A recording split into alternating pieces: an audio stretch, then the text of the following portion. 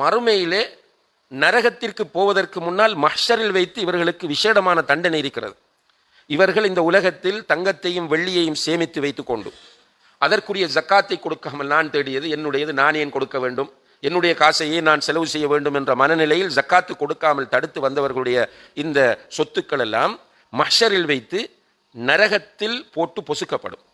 அதை உருக்குவாங்க, நரகத்தில் போட்டு உருக்கி விட்டு அதை கொண்டு வந்து அவர்களுடைய விழாவிலும் முதுகிலும் நெற்றிகளிலும் சூடு போடப்படும் என்று நபிகள் நாயகம் ஸல்லல்லாஹு அலைஹி வஸல்லம் அவர்கள் சொல்கிறார்கள்.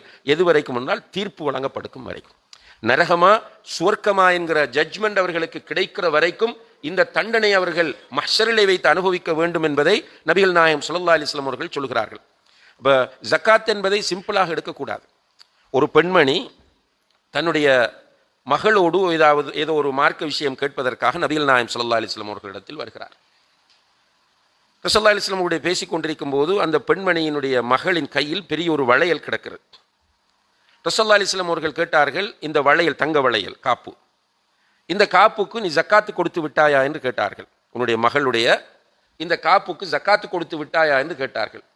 இல்லை என்று சொன்னதும் ரசூல் ஸல்லல்லாஹு அலைஹி வஸல்லம் அவர்கள் உடனே கேட்டார்கள், உன்னுடைய மகளுக்கு நரகத்திலான ஒரு காப்பு அணிவிக்கப்படுவதை நீ விரும்புகிறாயா என்று கேட்டார்கள். நஅூது பில்லாஹ். அப்போ சிம்பிளாக நினைச்சிட்டு இருக்கிறோம் நம்ம.